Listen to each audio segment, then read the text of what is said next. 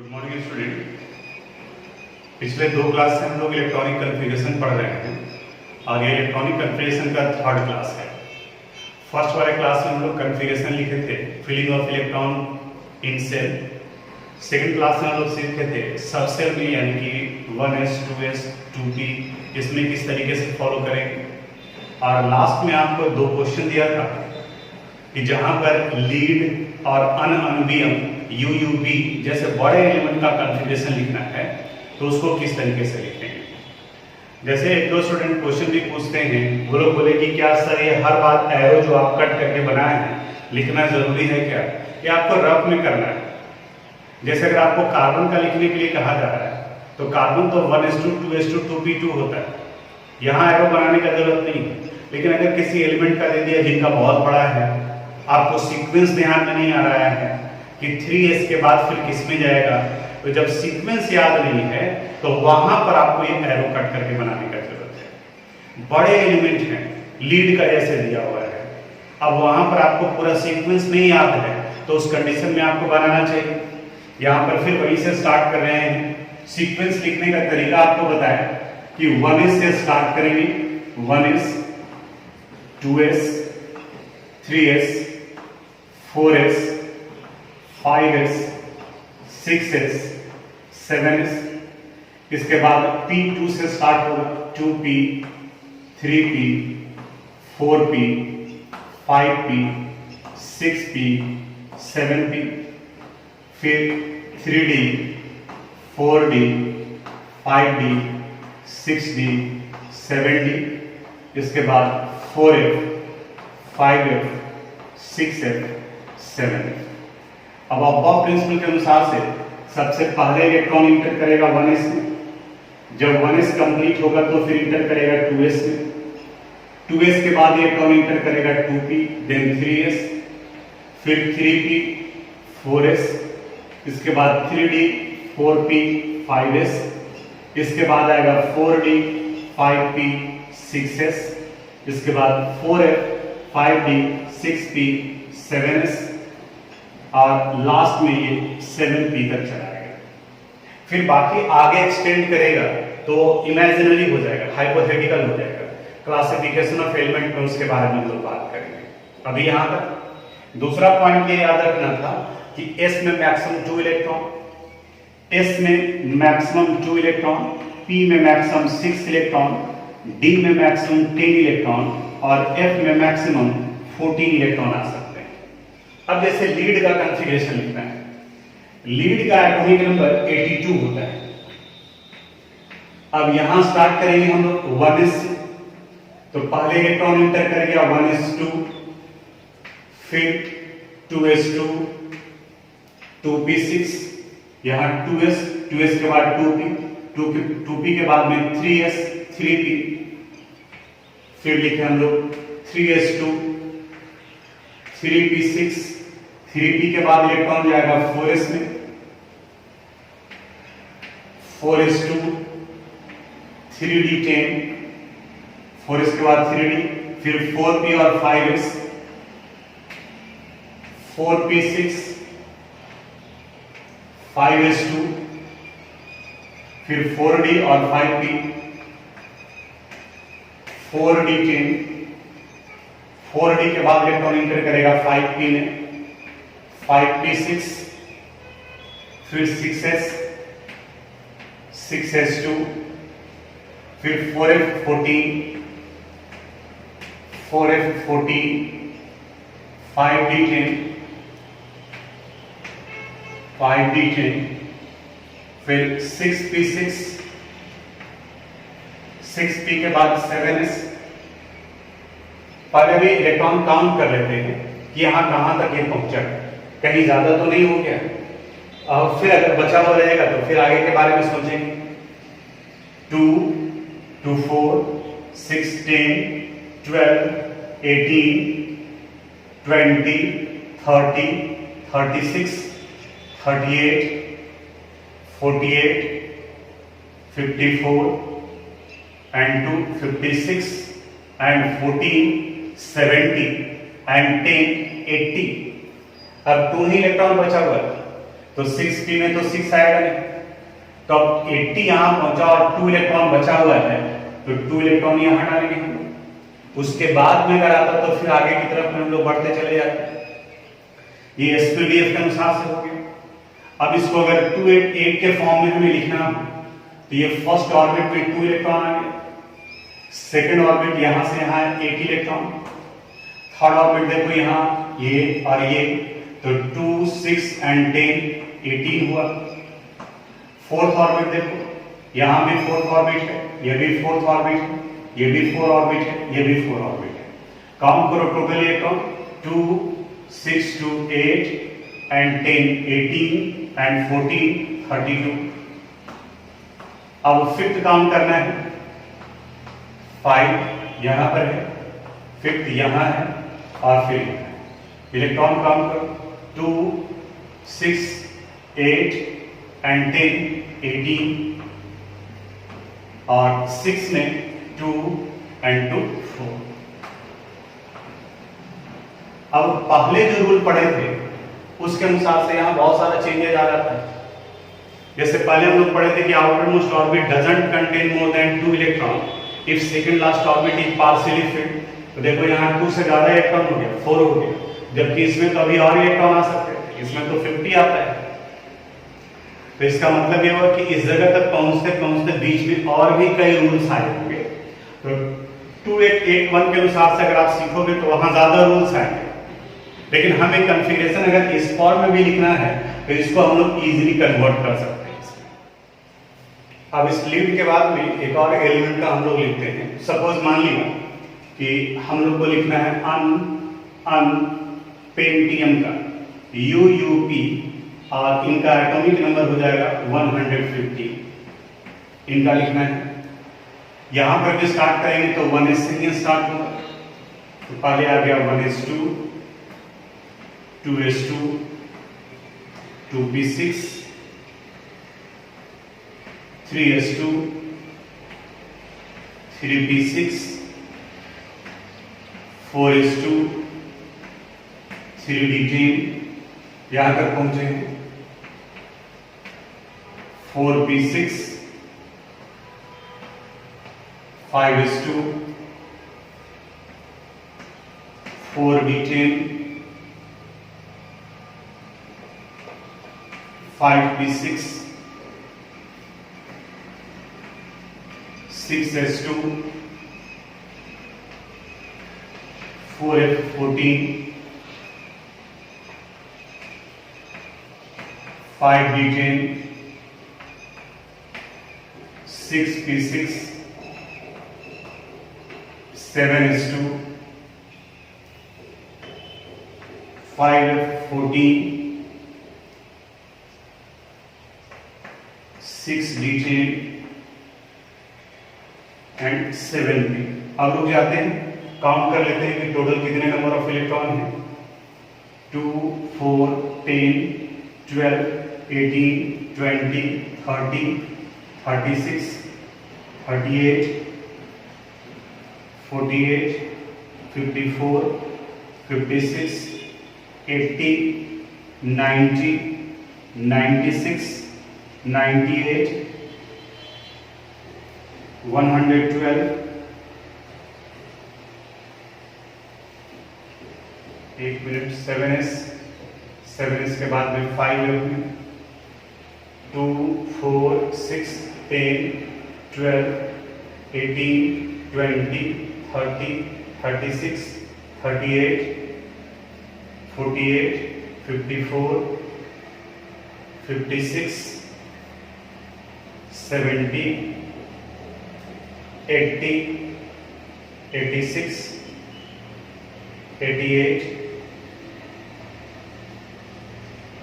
102, 112, हमारा है 115, तो यहाँ 3 डालेंगे तो 115 होगा। तो 115 से p3 तक आया है। अब इसको अगर हम लोग 288 के फॉर्म में कन्वर्ट करें तो फर्स्ट में 2 इलेक्ट्रॉन, सेकेंड ऑर्बिट में 8 इलेक्ट्रॉन, थर्ड s p और d है 18 इलेक्ट्रॉन, फोर्थ यहाँ है 4 4 4 4, ये 32 इलेक्ट्रॉन। 4 के बाद में फिर 5 को 0 फाइंड करो। फिफ्थ यहाँ भी है, यहाँ पर भी है, यहाँ भी है, और 5 यहाँ भी है, ये भी 32 आ गए। 5 के बाद में अब 6 में देखो कहाँ कहाँ पर इलेक्ट्रॉन है। 6 यहाँ है, 6 और 6, तो 2 and 6 8 and 10 18, और 7 में 7s2 और 7p3 यानी 5। तो ये कन्फिगरेशन आ गया 2 8 18 32 32 18 और 5।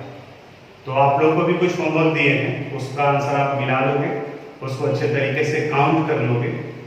उसके बाद अब प्रॉब्लम क्या आ रहा है, आगे के कंसेप्ट की तरफ में बढ़ते हैं। यहाँ इस तरीके से अगर हम लोग लिख रहे हैं तो बहुत ज्यादा जो है वो बढ़ जा रहा है। तो वैसे कंडीशन में इलेक्ट्रॉनिक कन्फिगरेशन को शॉर्ट में करने के लिए हम लोग इनर्ट गैस के कंसेप्ट का यूज करते हैं। इनर्ट गैस पीरियोडिक टेबल में 10th में पीरियोडिक टेबल पढ़े हैं, और हम लोग 11th में पीरियोडिक टेबल पढ़ेंगे। इसके बाद का चैप्टर क्लासिफिकेशन ऑफ एलिमेंट है, वहां पर भी पढ़ेंगे। तो इनर्ट गैस ग्रुप 18 एलिमेंट को कहा जाता है, और ग्रुप 18 एलिमेंट में हीलियम, नियॉन, आर्गन, क्रिप्टन, जेनन और रेडॉन होते हैं। और उनके कॉन्फ़िगरेशन को अगर हम लोग ध्यान में रखेंगे तो ये कॉन्फ़िगरेशन लिखना आसान हो जाएगा। किस तरीके से क्या बताने जा रहे हैं, जो थोड़ा ध्यान से समझोगे आप। ग्रुप 18 एलिमेंट को इनर्ट गैस कहा जाता है, उनके लो रिएक्टिविटी की वजह से, उनके इनर्ट बिहेवियर की वजह से। नॉर्मल कंडीशन में वो रिएक्ट नहीं करते। हालांकि अब उन्हें नोबल एलिमेंट कहा जाता है। उनके भी कुछ कंपाउंड आप 12th में पढ़ोगे तो जेनम के कई कंपाउंड्स आपको पढ़ने के लिए मिलेंगे। यानी अब ये नहीं कहा जा सकता है कि वो बिल्कुल इनर्ट ही है। हाँ, उनकी रिएक्टिविटी कम होती है, जनरल कंडीशन में वो रिएक्ट नहीं करते, वो आगे बात करेंगे। अभी यहाँ पर कौन कौन इनर्ट गैस में आ गए, हीलियम, नियॉन, आर्गन, क्रिप्टन, जेनन और रेडॉन। हीलियम का एटॉमिक नंबर 2 होता है, नियॉन का 10, आर्गन का 18, क्रिप्टन का 36, जेनन का 54 और रेडॉन का 86 होता है। इनके अगर डिफरेंस को याद रखोगे तो 8 8 18 18 32 होता है। क्लासिफिकेशन ऑफ एलिमेंट में भी इसके बारे में बात करेंगे। हीलियम का कॉन्फ़िगरेशन लिखोगे आप तो ये आएगा 1s2। नियॉन का अगर लिखते हैं तो 1s2 2s2 2p6। आर्गन का अगर कॉन्फ़िगरेशन लिखते हैं तो ये लास्ट में चला जाएगा 3p6। क्रिप्टन का जब लिखेंगे तो ये लास्ट में आ जाएगा 4p6। जेनन का जब लिखेंगे तो ये लास्ट में आ जाएगा 5p6। और रेडॉन का जब लिखेंगे तो ये लास्ट में आ जाएगा 6p6। तो ये यानी कि हीलियम को छोड़कर बाकी जितने सारे इनर्ट गैस हैं उन सब का लास्ट इलेक्ट्रॉन p सबसे में इंटर करता है, सिर्फ हीलियम का s में इंटर करता है। इसके बारे में हम लोग क्लासिफिकेशन ऑफ एलिमेंट में बात करेंगे। ये modern long form of periodic table के ड्रॉबैक्स में आता है। अभी इसके कॉन्फ़िगरेशन वाले पोर्शन पर, अब जब किसी भी एलिमेंट का कॉन्फ़िगरेशन लिखना हो, सपोज कार्बन का लिखना है, कार्बन का एटॉमिक नंबर 6 होता है, तो आप फाइंड करोगे कि कार्बन के ठीक पहले कौन सा इनर्ट गैस है, उसके ठीक पहले। तो देखो कार्बन के ठीक पहले इनर्ट गैस कौन सा आएगा, हीलियम। तो आप यहां पर लिख दो हीलियम, ये लिख दिए He। जैसे ही आप He लिख दिए इसका मतलब 1s2 तक का कॉन्फ़िगरेशन कंप्लीट हो गया। अब 1s2 के बाद में लिखना है, यानी कि 2 तक कंप्लीट हो गया। अब देखो तो 1s2 के बाद इलेक्ट्रॉन कहां इंटर करता है, 2s में, और 2s के बाद में 2p में। तो यहां आपको लिखना होगा 2s2 और 2p2। इलेक्ट्रॉन यहां हीलियम का मतलब इसका एटॉमिक नंबर के बराबर का इलेक्ट्रॉन, तो यहां 2 2 4 एंड 2 6। अगर हमें सोडियम का लिखना है यानी 11, तो फिर देखो कि सोडियम के ठीक पहले कौन सा इनर्ट गैस है, सोडियम के ठीक पहले नियॉन है। तो यहां पर हम लोग पहले लिख देंगे नियॉन यानी Ne। नियॉन कहां इंड कर रहा है? 2p पर, यानी कि नियॉन लिखे तब यहां तक का कॉन्फ़िगरेशन पूरा हो गया। अब 2p के बाद इलेक्ट्रॉन कहां जाएगा? तो देखो 2p के बाद इलेक्ट्रॉन कहां इंटर कर रहा है? 3s, तो यहां लिखेंगे हम लोग 3s। कितना इलेक्ट्रॉन बाकी बचा हुआ है? नियॉन का ऑलरेडी 10 है, यानी यहां तक 10 इलेक्ट्रॉन का कॉन्फ़िगरेशन हो गया। इसका एटॉमिक नंबर 11 है, यानी कि 1 बचा हुआ है, यहां 1 लिखेंगे। अगर हमें क्लोरीन का लिखना हो, क्लोरीन का 17 होता है, इनके ठीक पहले आर्गन तो बाद में आया, इसके ठीक पहले कौन आ रहा है? नियॉन। तो फिर यहां पर लिखेंगे हम लोग नियॉन। नियॉन का मतलब हो गया 2p तक का कॉन्फ़िगरेशन कंप्लीट है। 2p के बाद इलेक्ट्रॉन कहां एंटर करेगा? 3s में, उसके बाद 3p, तो यहां लिखेंगे हम लोग 3s2 और 3p। नियॉन का मतलब 10 to 12 एंड 5 17, ये क्लोरीन का 17 पूरा हो गया। अगर हमें कैल्शियम का लिखना होता है 20 है, तो कैल्शियम का देखो इसके ठीक पहले इनर्ट गैस कौन आ रहा है? आर्गन, तो यहां पर हम लोग लिखेंगे आर्गन। आर्गन कहां कंप्लीट हो रहा है? 3p पर, तो 3p के बाद अब इलेक्ट्रॉन कहां जाएगा? 4s में, तो यहां पहले 4s लिख दिए। इलेक्ट्रॉन काउंट कर लो, आर्गन का एटॉमिक नंबर 18, इसका मतलब यहां तक 18 का कॉन्फ़िगरेशन हो गया। टोटल नंबर ऑफ इलेक्ट्रॉन 20 है, तो अब 2 इलेक्ट्रॉन बचा हुआ है, ये लिख दिए 4s2। अगर हमें क्रोमियम का लिखना है 24, फिर इसके ठीक पहले आ जाएगा आर्गन। आर्गन इंड कर रहा है 3p पर, तो 3p के बाद इलेक्ट्रॉन जाएगा 4s में, 4s के बाद जाएगा 3d में, तो यहां लिख दिए पहले 4s2 और यहां 3d। 24 है, 18 to 20 एंड 4 24। लेकिन अब यहां रुकोगे, याद करो पिछले क्लास में हम लोग पढ़े थे कंसेप्ट, d का 4 अगर आया है तो उसको 5 में कन्वर्ट करना होगा, अगर 9 आया है तो उसको 10 में कन्वर्ट करना होगा। यानी अगर ये लिखे हैं तो ये कॉन्फ़िगरेशन गलत है। इसका सही कॉन्फ़िगरेशन क्या होना चाहिए था? इनका सही कॉन्फ़िगरेशन होता आर्गन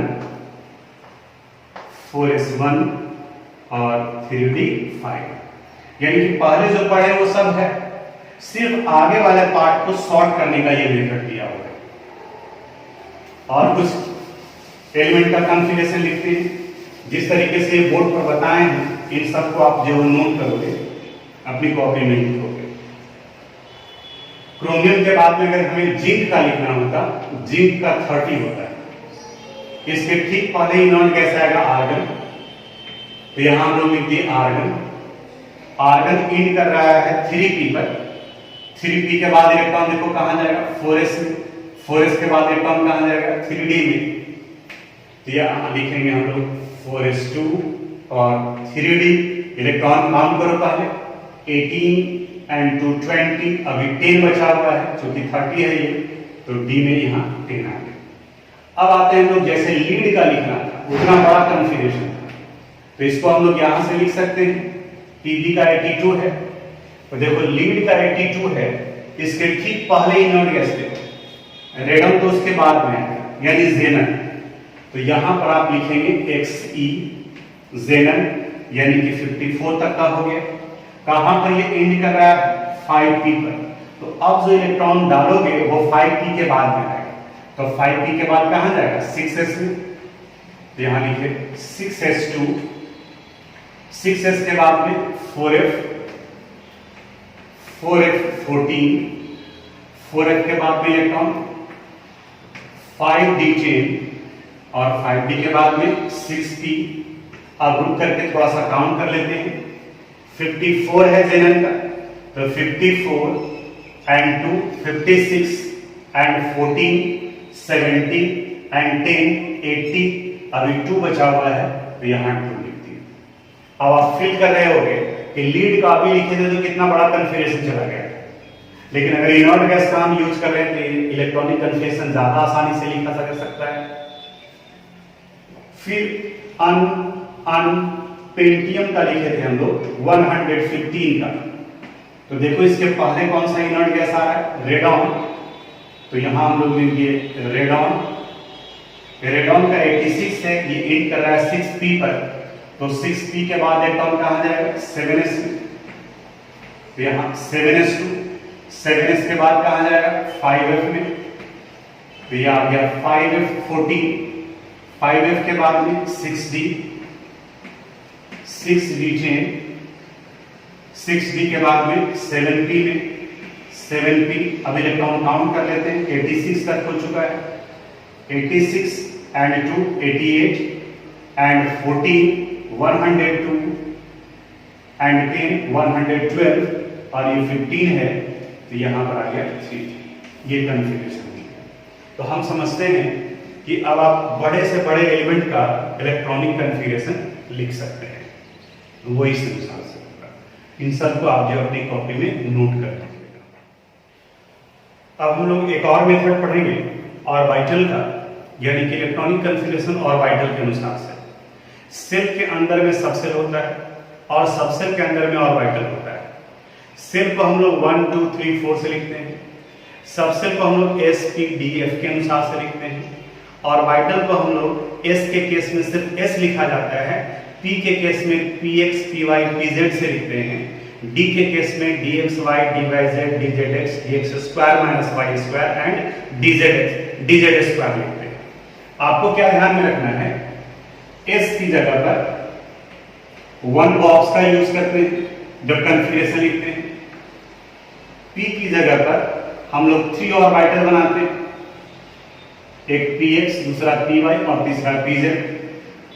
d के केस में हम लोग 5 ऑर्बिटल बनाते हैं, 1 2 3 4 एंड 1 5, और f की जगह पर 7 ऑर्बिटल बनाते हैं, इसमें 7 ऑर्बिटल होता है, 1 2 3 4 5 6 और 7, ये 7 ऑर्बिटल है। sp-df हो गया।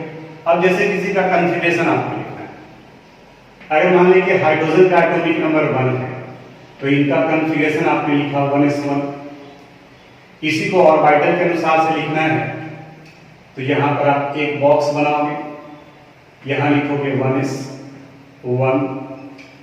एक बॉक्स यानी कि 1 ऑर्बिटल में मैक्सिमम 2 इलेक्ट्रॉन होते हैं, जिसमें से एक क्लॉकवाइज डायरेक्शन में जाएगा और दूसरा एंटी क्लॉकवाइज डायरेक्शन में जाएगा।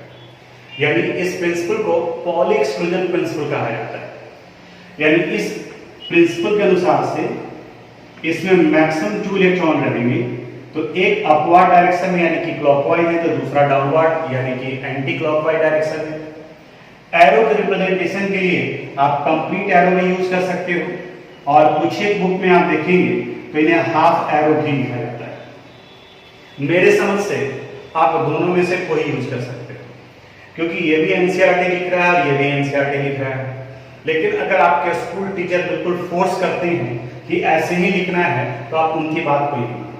फिर से मेरे समझ से दोनों लिखा जाना चाहिए, क्योंकि दोनों ही रिप्रेजेंट कर रहा है।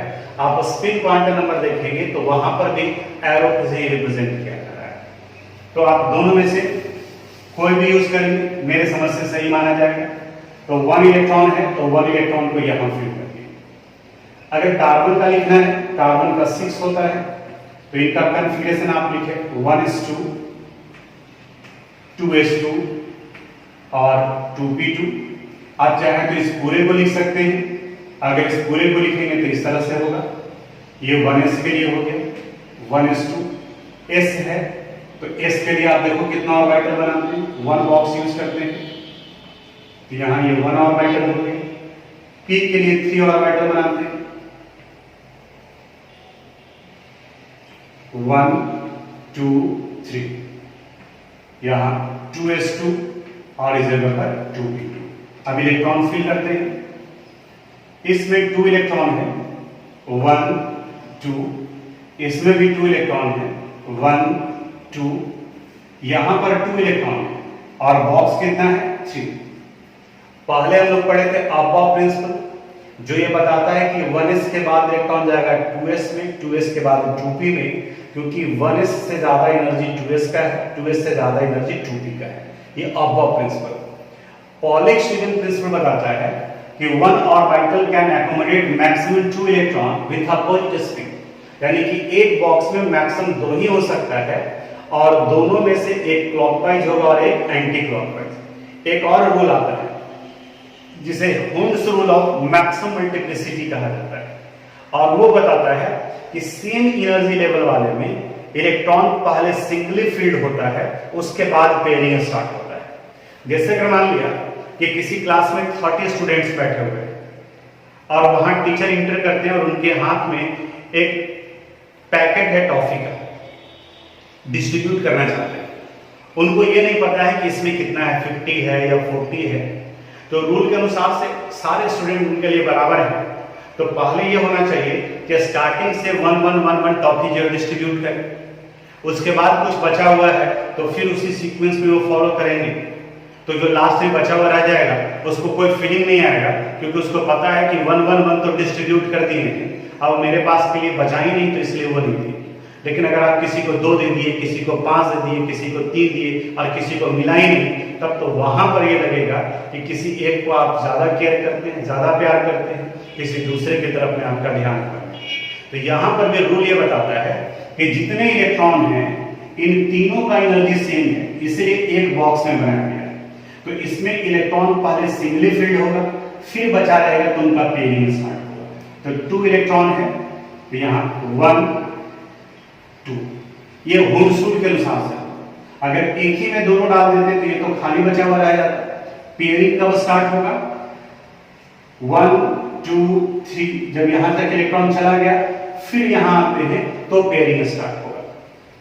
जैसे अगर हमें ऑक्सीजन का लिखना होता है, ऑक्सीजन का 8 है, इनका कॉन्फ़िगरेशन लिखेंगे तो 1:2 2:2 और 2p4 2 to 4 and 4 8, 1s के लिए